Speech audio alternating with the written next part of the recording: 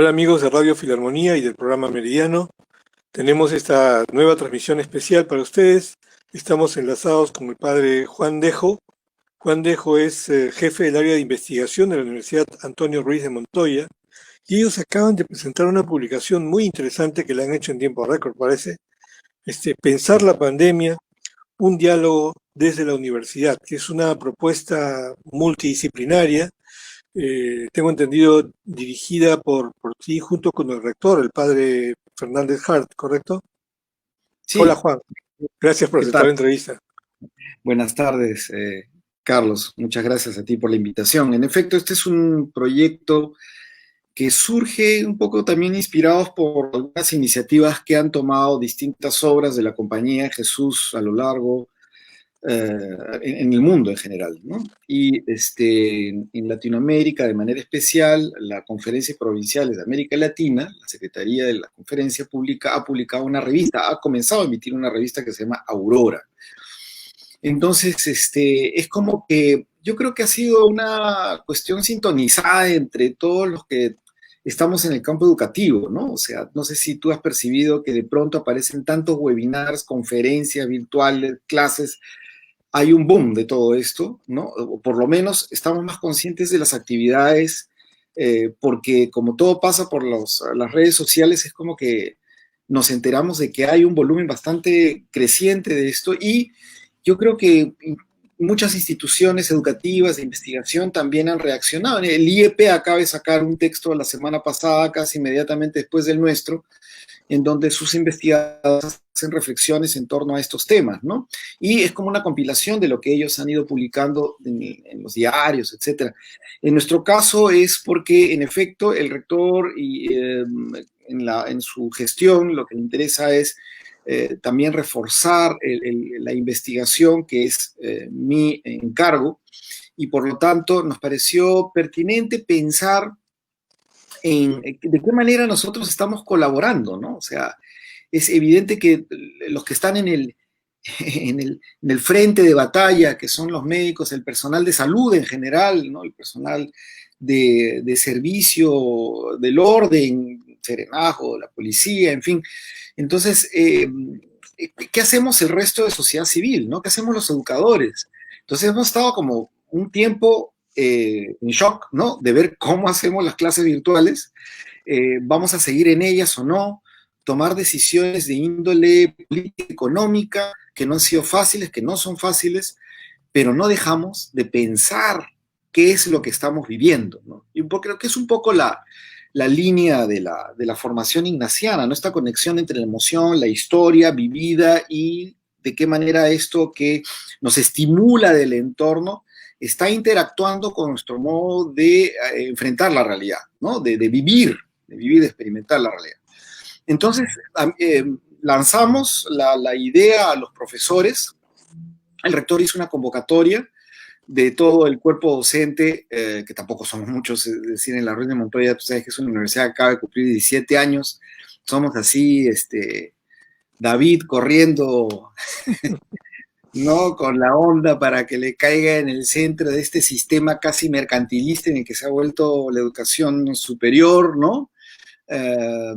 Para atinar adecuadamente y sin violencia ser lo que nosotros somos, ¿no? Es decir, una institución con una tradición educativa más de 450 años y que eh, aparece de manera casi natural en nuestro cuerpo docente. Y eso es lo que más nos ha gustado mucho porque cuando se hizo la convocatoria y el rector me encarga la dirección del texto junto con Ana María Guerrero, que es una psicóloga, profesora de la universidad, excelente editora y correctora de textos, además con mucha pertinencia, y con Joela Nicama en la dirección del fondo editorial. Entonces se ha hecho un trabajo récord con el equipo de marketing, los diseñadores liderados por Mauricio Cacho. Es un equipo que pensamos que teníamos que hacer una fotografía de nuestro pensamiento, diríamos, en ese momento, ¿no? Algunas cosas quizá pierdan actualidad por la data que se maneja, se manejaba en esos momentos, pero yo creo que a nivel histórico es importante que nosotros nos digamos, en este momento pensábamos esto, pensamos esto, o hemos visto una variable en este proceso, porque el pensar es un proceso, ¿no? Y yo creo que ha sido un ejercicio sumamente interesante y como jesuita, como educador, como teólogo, me parece sumamente interesante ver cómo nuestro cuerpo docente, de manera muy natural, sin etiquetas, sin clichés, hablan de estos principios que guían la educación jesuita, ¿no? Que son justicia social, ¿no?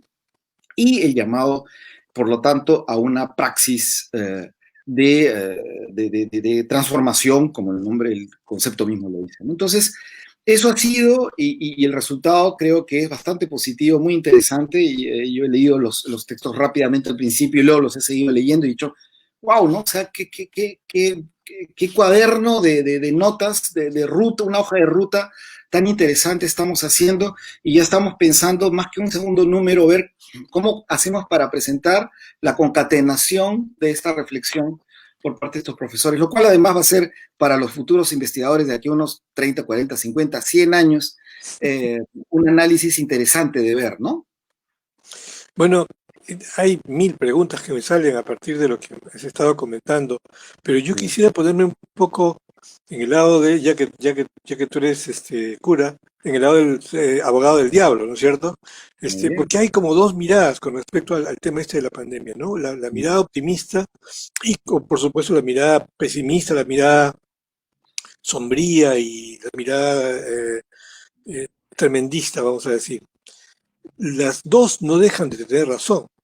Vamos con la primera. Yo recuerdo que hace pocos días hice una entrevista con León Trachtenberg y conversábamos también sobre cómo nos hemos visto de alguna manera impulsados todos a usar los medios electrónicos, a usar el medio virtual para comunicarnos y cómo comenzamos todos a adaptarnos a trompicones, ¿no es cierto? Con errores, como sea, pero ya en la familia, los hijos que cuando viven junto con los padres se comunican entre ellos, ¿no es cierto? Ya se está aprendiendo, los profesores están aprendiendo a acomodar sus clases para hacerlas virtual, los alumnos también, estamos aprendiendo de que eso, el modo virtual ofrece más bien una serie de ventajas, ¿no? León me decía, en la escuela del futuro, un alumno de acá no necesariamente puede estudiar en un colegio de acá, puede estudiar que algunos cursos los lleve de acá y otros cursos los lleve de otros países o de otras ciudades, ¿no es cierto? O de otros colegios en otras partes del mundo. Y eso puede ser virtual, o sea, este conocimiento que estamos adquiriendo ahora es un conocimiento muy valioso y que nos va a servir para avanzar. Por supuesto. O sea, yo creo que no es que se haya vivido algo negativo o como un simple shock, ¿no? Lo que hemos vivido ha sido un cambio de una situación de la normalidad, diríamos, con todo lo cuestionable que es ese concepto, con un manejo de la realidad, ¿no? Que es lo que me parece también dice Miguel Flores Galindo en su artículo, ¿no? Las herramientas de referencia, ¿no? Hemos perdido el manejo de estas herramientas, ¿no? Y ya no manejamos los objetos de la realidad, diríamos, con la misma eficacia, porque esos objetos ya no están a la mano, ¿no? Y hablo de objetos casi en sentido de abstracción, ¿no? Es decir, el manejo del tiempo, ¿no? El manejo de la presencialidad en la reunión que implica, ¿no? Una serie de conductas asumidas y aprendidas a lo largo del tiempo para saber negociar, para saber conversar, dialogar, debatir, etcétera. Es decir, el cuerpo tiene eso es ya una referencia, como él mismo, ¿no? En la interacción con los demás, y de pronto todo eso se suspende, o sea, hemos pasado por un periodo de shock muy, muy fuerte, más bien la resiliencia humana se ve en esta situación, ¿no? Ante la situación, nuestra capacidad de adaptación, eso es lo que es valioso. Es decir, aquí se nota la capacidad de adaptación humana con una herramienta a la que probablemente habríamos llegado a acostumbrarnos de la manera como tú lo estás diciendo. Pero esto es como que nos hubieran dado un empujón. Oye, ¿sabes qué? Estás desperdiciando esto. O sea, ¡pah! ¿No? Utiliza, ¿no? Entonces hay muchas personas, hay muchos, conocerás tú, ¿no? Profesores mayores, gente, digamos, madre, padre, familia, que ya era un logro para mi mamá usar WhatsApp, ¿no? Y lo sigue usando, tiene más de 80 años, con todos los smileys y todas esas cosas, perfecto.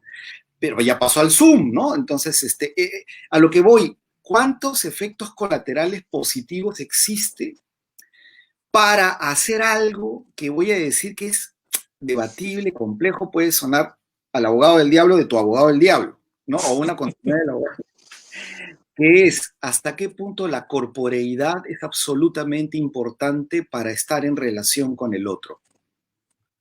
Y pienso en el modo de la ausencia, ¿no? De la disolución, del fin, incluso de la vida, ¿no? No sé si tú percibes, pero llegado 3 meses después, es como que, no es que uno tira la toalla del cuidado, ¿no? Todo lo contrario, sino que uno dice, la vida tiene que seguir, ¿no? Es decir, ya nos pondremos mascarillas, ya bacán, de repente pasa una desgracia y a mí me toca la versión beta o punto 3.0 de 3.0 de este virus y termino, ¿no? En un empaquetado, ¿no? Pero de otro lado tú dices, oye, pero no será así, creo que hablábamos la vez pasada, ¿no? No sé si lo mencioné, pero le he estado dando vueltas, la relación con la muerte y la vulnerabilidad, ¿no? De la especie, ¿no? Que es algo que hablan muchos en los artículos distintos de este texto y también lo he citado en todas partes, ¿no? Es como obvio, pero una cosa es que sea obvio para la mente, para el concepto, para la idea, y otra cosa es sentirlo internamente, ¿no? Como decía San Ignacio, ¿no? Sentir la vulnerabilidad y decir, bueno, la vida es fugaz, se puede terminar, tenemos que vivir, tenemos que vivir, no podemos vivir con temor a la disolución, al fin, a la ausencia, ¿no? Hay algo de eso.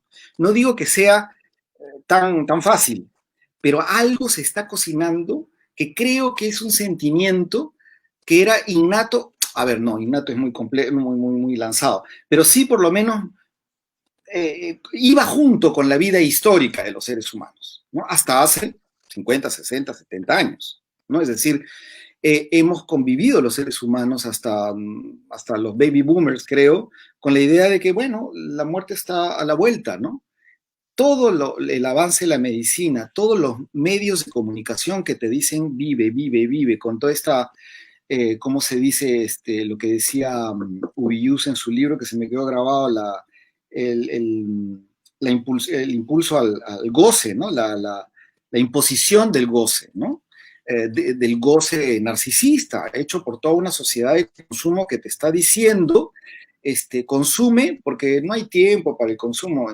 Si llegas a los 60 son los nuevos 50, y ahora los 70 son los nuevos 60, y así vamos alargando esta especie de ficción donde finalmente la corporeidad, esa es la paradoja, ¿no? La corporeidad llevada a su exacerbación en los carteles o en estos grupos, en estos, ¿cómo se llama? Programas de guerra, de esto es combate, esto es guerra, etcétera, que es más o menos el prototipo, ¿no? De la modernidad o la posmodernidad más audaz y más liberada. En realidad es una corporeidad que nos hace vivir en conflicto con ella misma, porque no aceptas lo propio del cuerpo, que es su fragilidad, su vulnerabilidad, su disolución, ¿no? Entonces yo creo que estamos pasando por un proceso sumamente interesante de un cambio radical de las mentalidades, y eso implica adaptarte, acostumbrarte y me imagino como los primeros humanos agarrar un sílex y de pronto ¡fum!, frotar, ¿no? Estamos un poco en algo así, ¿eh?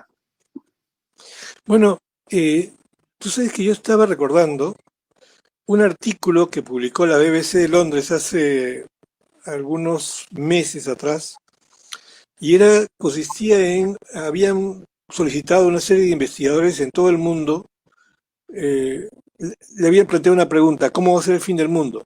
¿No es cierto?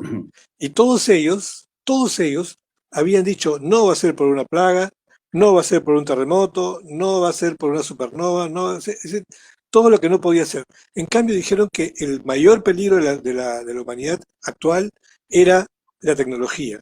que la tecnología está avanzando a una velocidad mucho más rápida que la comprensión humana y entonces en algún momento se nos podía ir de las manos como el tema de inteligencia artificial y todo esto que estamos viendo, ¿no?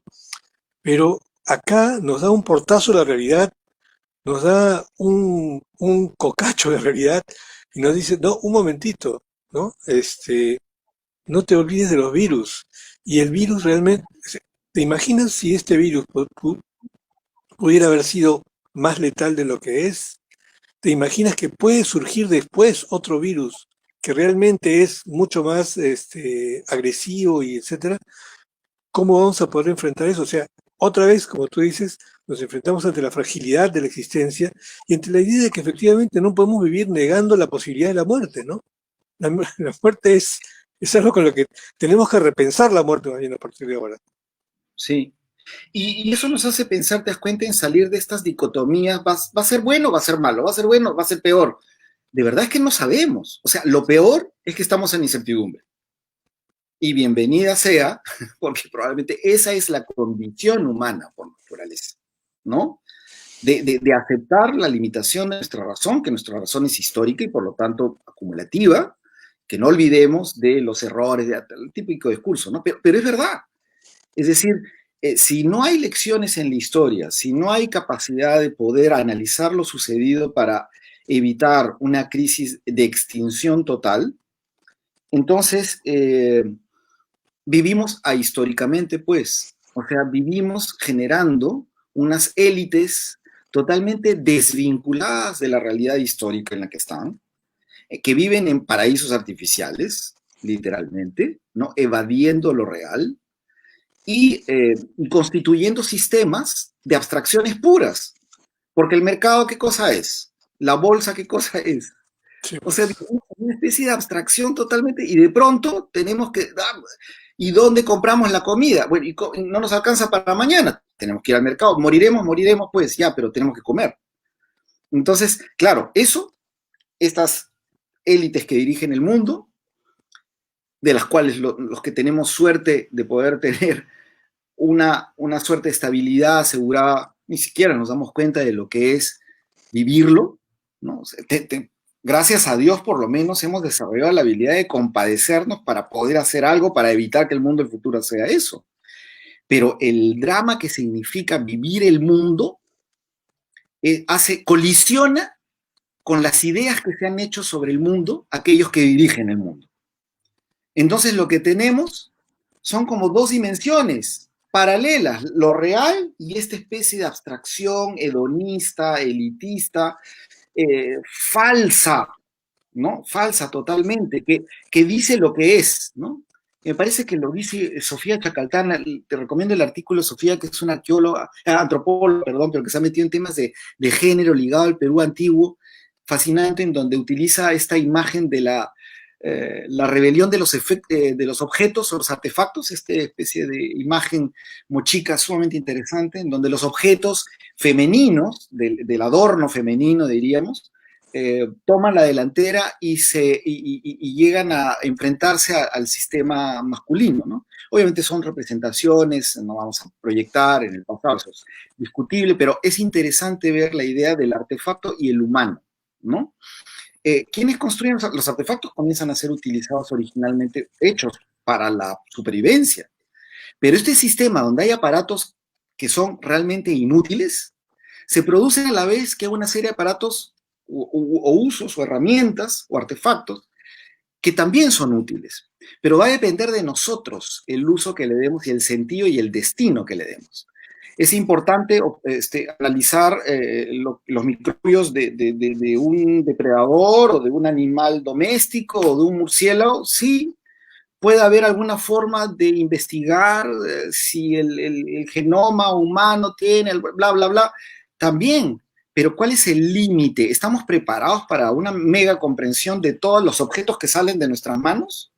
¿O estamos produciendo de una manera absurda por esta abstracción del mercado en donde al final todo este sistema, yo repito, es una abstracción real, ¿no? De lo real, es el que dirige un mundo para mantener un sistema en el que el cuerpo es maltratado, En realidad el cuerpo es maltratado, el cuerpo de los humanos, el cuerpo de la Tierra está siendo maltratado, ¿no? Entonces yo creo que esto es simplemente la consecuencia de que no sabemos ponernos límites, ¿no? Y este es un tema ético. Entonces, ¿de qué manera esos límites nos los damos en función de qué objetivos, ¿no? De la vida, que son objetivos globales, como me parece que lo dice por ahí Gonzalo Gamio o alguien más, bueno, de estos artículos en donde se menciona que la ética tiene que ser pues ahora global, ¿no? Y bueno, ya lo veíamos, o sea, eso es una adquisición de los últimos 20, 30 años de la ética, ¿no? Apple y todo eso. Pero en fin, a lo que voy es que estamos en un momento en que lo bueno y lo malo y la situación no los podemos ver. Yo creo que estamos en un momento de incertidumbre y hay que aprender a convivir con la incertidumbre y a la vez, a partir de esa incertidumbre, plantearnos para dónde vamos. Ahora, eso suena bien utópico, lo sea, porque ¿cómo haces políticas públicas y globales para hablar de estas cosas si tienes líderes globales como Trump? ¿Te das cuenta? Entonces, eso es alucinante, porque tienes que ese señor que sigue siendo líder, lo más loco es que tengas gente que lo defiende a capa y espada. Hasta hace algunas semanas decía, ya, a ver, de repente la prensa, pero entonces aproveché la coyuntura para analizar bien la prensa con el tiempo que ya no tenía para estar en la cafetería sentado de descanso. Una hora, por ejemplo, a lo largo del día ya no estoy, pues entonces me dedico a ver prensa, gracias a Dios. Prensa que no es peruana, ¿no? Porque si te quedas en la prensa peruana, las noticias son internacionales, son de este tamaño. Entonces, ahí tú te das cuenta realmente que tienes un liderazgo mundial débil, ¿no? El Papa Francisco eh, creo que ha tenido la suerte de no tener competencia con líderes políticos fuertes y sólidos en el Perú, ¿no? En el mundo, perdón. Entonces, no hay liderazgos que apunten al sentido de la historia, del humano, y a dar cuenta que el mundo probablemente ya abogó medio del fin del mundo. Lo que pasa es que, ¿cómo es posible que los científicos y sociales estén pensando hasta unos el fin del mundo como no, se acabó? No, probablemente el mundo va a seguir. El asunto es que ese mundo en el que estábamos, yo sí me atrevería a decir que ha acabado y lo vemos en las últimas generaciones. Estamos hablando de los chicos de 20 para abajo. Hay un cambio de chip que habría que analizarse, ¿no? Eso es un buen tema de investigación, analizar a un chico de 10 años hasta los 20 años, de aquí a 10 años, qué va pasando ahí, ¿no? Bueno, y es algo que en el mundo efectivamente se ha visto antes de la pandemia, mucho antes de la pandemia, pero que se ha vuelto concreto en el Perú de hoy y de una manera radical, de una manera terrible, y es la desigualdad, ¿no es cierto? Así La es. desigualdad de los ingresos. Mm, No es, todos sabemos de que mm, ya incluso se pasó ese límite, ¿no? Que el 1% de la población del mundo tiene más del 50% de la riqueza que se genera en el mundo y el 50% de la gente más pobre del mundo tiene el 1% de la riqueza. O sea, hemos llegado a un límite realmente escandaloso de desigualdad en el mundo. Pero acá en el Perú estamos viviendo y la estamos viendo porque efectivamente había un número muy interesante que es el PBI, crece tanto al año, etcétera, pero mm. en la realidad eran números ficticios porque si no hay distribución, si no hay redistribución de la riqueza, entonces nos encontramos con una realidad como la que vemos todos los días. Gente que tiene que salir a la calle a luchar a enfrentar a la muerte porque o mueres de hambre o mueres de enfermedad, ¿no es cierto? Sí, es que precisamente esos son uno de los rasgos que yo creo que han llegado a esta crisis del capitalismo tardío, ¿no? Es decir, ya, bueno, ya la alienación, ¿no? O sea, la famosa hipótesis del libro, no me acuerdo si era el libro primero, el libro 7, del capital, ¿no? De esta idea de que el ser humano produce estas mercancías a las que las ha convertido en sagrados, ¿no? En sagradas, ¿no? Entonces, yo creo que ahí está el problema. El problema ha sido que es como que los seres humanos nos hemos quedado extasiados por lo que salía de nuestras manos, ¿no? Como maravillados por esta tecnología, jugando como niños, ¿no? Con juguetes que finalmente nos han hecho daño, ¿no? Y eso ha producido un desenfreno tal del deseo, del consumo, de la competencia, de la rivalidad mimética, como dice René Girard, que lleva a que se generen, a ver, no es que se especialice, se sofistique aún mucho más, ¿no? Las rivalidades tribales, ya no, ni siquiera es por el agua. Enhorabuena que fuera por el agua, es decir, lo puedo entender, ¿no? Pero por una acumulación de objetos, ¿no? En el fondo es eso, de objetos, que no llegan a satisfacer porque no es un deseo profundo, ¿no? De ser. No se realiza el deseo de ser en los seres humanos. Se confunde con el deseo de tener, de poseer, de dominar, de aplastar, en este goce perverso de ver a otros que no tienen lo que yo tengo, en esta estúpida lógica de ganadores y perdedores que el sistema del mercado nos repite hasta en las caricaturas. O sea, los jóvenes, yo no sé si tú has escuchado a los jóvenes, en la adolescencia, sobre todo en determinados sectores, hablan de losers, ¿no? ¿Qué significa eso? ¿Cómo es posible que los padres de familia permitan esa lógica? Porque están metidos en esa lógica, obviamente. ¿Y cómo se sale de esa lógica? Utilizando la cabeza, reflexionando un poco más a fondo, ¿no? Porque te puedo asegurar que la conversación que estamos teniendo para muchos, esos son comunistas. ¿Te imaginas el nivel de reflexión cero? O sea, el uso de tu vida no usado, no utilizado para el bien más egoísta que puede ser, que es el bien de pensar por lo menos autorreflexivamente para uno, ¿no? La idea es que ese pensamiento no quede en ti, sino que hagas el eureka y dices, aquí hay algo que arreglar, aquí hay algo que no está bien, ¿no? Que es lo que pasa en todos los relatos míticos. Siddhartha, el príncipe Siddhartha, ya sabemos, está encerrado en su palacio, pues no lo dejan ver, de pronto sale y se le ilumina el foco, ¿no? Pero algo le debe haber movilizado como para decir, oye, esto no es la realidad, ¿no? El mito de la caverna, tantos otros, ¿no? Es decir, a todos creo que yo creo, me parece, nos viene esa curiosidad por decir, esto no está bien. Hay como un impulso ético originario en nuestra naturaleza que nos lleva a decir, aquí hay algo que no me huele bien, pero es complejo, pues, ¿no? Es doloroso, te lleva a una contradicción en ti mismo y cuando a veces muchas personas que lo hacen ya es un poco tarde, ya no pueden retroceder, han entrado en este juego de representaciones en que se constituye el mundo y entran en el sistema de inequidades e injusticia, que es el que mencionas, ¿no?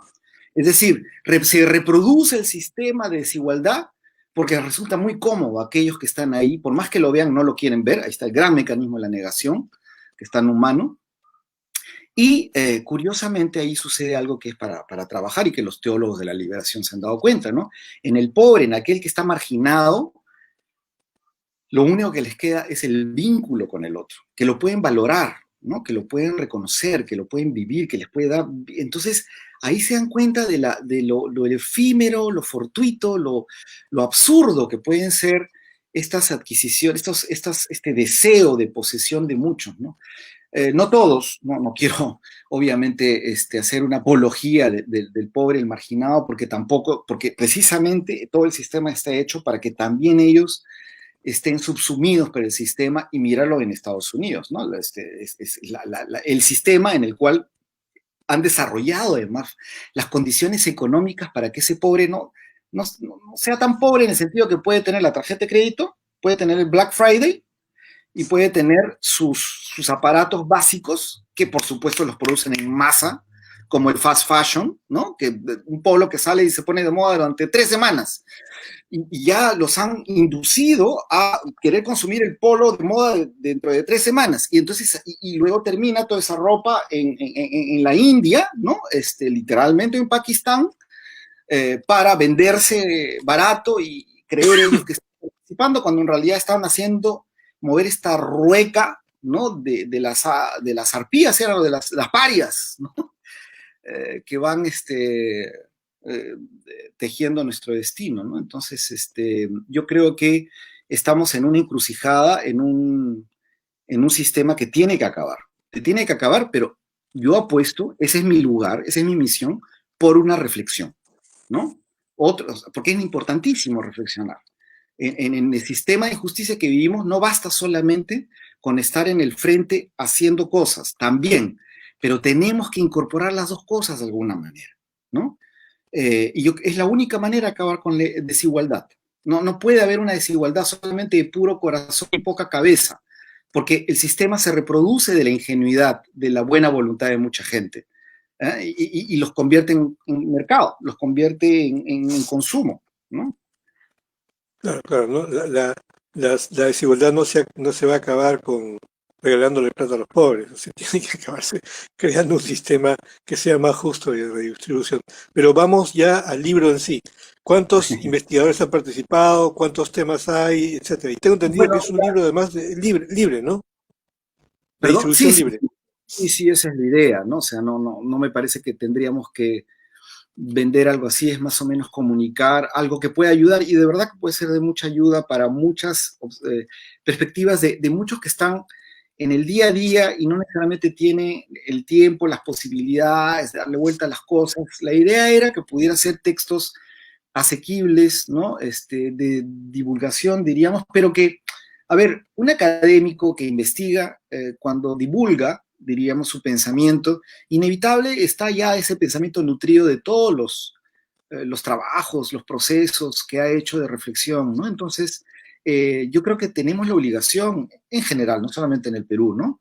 De tener espacios para especialistas, ¿no? O sea, hay que, ¿no? Estar al día en este lenguaje que a veces puede ser complicado para los que no son especialistas, pero tenemos la obligación de poder comunicar los resultados de esa reflexión en un carácter práctico y útil, ¿no? No todo el pensamiento debe ser pensado, creo yo, de manera pragmática, pero diríamos que el sostén del pensamiento puede ser de mucha abstracción, pero a la larga tenemos que confrontar siempre con la realidad, tenemos que poner en contacto para hacer que el pensar tenga una objetivación en la realidad, ¿no? Es decir, la justicia, por ejemplo, ¿cuántas cosas podemos hablar de la ética, ¿no? Pero si no se llega a verificar, diríamos, en leyes justas, ¿no? En leyes justas, en conductas públicas justas, de autoridades que no se dejan llevar por, digamos, lo efímero de las representaciones sociales o en las jerarquías en las que pueden estar, sino que buscan el bien común. Esas personas, entonces, si han sido nuestros alumnos, digamos, qué más orgullo uno puede sentir, ¿no? O profesores de sistemas como los nuestros, en donde dices, y yo me siento muy orgulloso de mis alumnos, ¿no? Cuando veo que ya están haciendo trabajos que se han lanzado para el bien público en distintos espacios de gestión pública, y digo, wow, a ver, quiero ver de aquí a 20 años, ¿no? Mantente firme, ¿no? Porque no es fácil el mundo real, ¿no? Pero yo creo que es un poco el llamado, ¿no? De este libro a decir, nosotros, esa es nuestra misión, pensar, formar, generar conocimiento, porque esa es la formación, viene el conocimiento que generamos, pero estamos también acompañando a los procesos de desconcierto, de incertidumbre, de dar sentido, de construir sentido, más allá, repito, del esquema, esto va a terminar bien o esto va a terminar mal. Yo creo que más allá de eso es eh, dar sentido a la experiencia que vivimos. Y el conocimiento, de una u otra forma, a cada uno de determinada manera, va a hacer sentido en cada una de nuestras vidas, ¿no? Esa es la misión del educador, en última instancia, creo yo. Claro que sí, la idea, me imagino, es convertirse en una especie de cuaderno de trabajo, ¿no es cierto? Es Exacto. un texto que sea motivador para que la persona que lo lee a su vez desarrolle una reflexión a partir de su propia experiencia, de su propia mirada, etcétera, pero que reflexionemos. O sea, justo a lo que apunta la sociedad actual es a que no pensemos, ¿no? Y Exacto. un gran cambio sería que todos nos pongamos a pensar de verdad, ¿cierto? Más allá de prejuicios o más allá de ideas preconcebidas, sino abrir la mente, abrir la cabeza y pensar, ¿no? Y está sucediendo. O sea, uno de los efectos positivos de esta situación es esta experiencia de qué pasó acá y qué está pasando, ¿no? La posibilidad entonces de nosotros mismos ser los propios gestores con ayuda, ¿no? De los especialistas que puedan decir, mira, ¿sabes qué? Estas páginas conviene que veas, ¿no? Que yo lo veo con mis alumnos, o sea, ¿cuánto tiempo pasan viendo programas absurdos o tiktokeando, ¿no? No sé si tú has visto ese aplicativo Sí, sí, chino. sí, sí, sí, sí, el TikTok famoso. Realmente es sumamente interesante como para analizar, ¿no? Porque lo que haces es mimetizarte con cualquier soncera. O sea, no hay... Es un juego, ya. Yo lo entiendo como juego, ya. Pero ¿cuánto tiempo? O sea, y todos los sistemas que circulan están en la lógica, ¿no? De consumo para que no pienses, para que simplemente consumas, ¿no? Pero no te detengas a ver qué es lo que está pasando, que se está pasando tu vida. Es verdad. Y por lo tanto la situación que tenemos nos obliga a pensar. Y yo creo que se está produciendo en mucha gente una especie de... se están encuadrando en una suerte de necesidad reflexiva. Ojalá que se mantenga y ojalá que encontremos de alguna manera las instituciones educativas, de opinión pública, etcétera, de ayudar a encauzar este movimiento para que no sea flor de un día, ¿no? Muy bien, bueno, el libro se llama Pensar la pandemia, un diálogo desde la universidad, publicado por el Centro de Investigaciones de la Universidad Antonio Ruiz de Montoya. Es de acceso gratuito, ¿no es cierto? Sí, sí, el enlace está en la página web www.uarm.edu.pe. Una pequeña aclaración, no es el centro de investigación, es la dirección de investigación. En Ah, la perdón, la dirección de dirección. investigación tenemos institutos de investigación que son dos, de ética y desarrollo y de investigaciones y políticas educativas, y aparte es el ente que está coordinando las investigaciones que hacen nuestros profesores, muchos de los que publican aquí son los que investigan también en la universidad. Como siempre, muy interesante conversar contigo, Juan. Te agradezco mucho por los minutos que nos has dado. No, gracias a ti de nuevo por la invitación. Un Un abrazo, gran cuídate mucho. para ti. Gracias. Tú también. Gracias. Chao.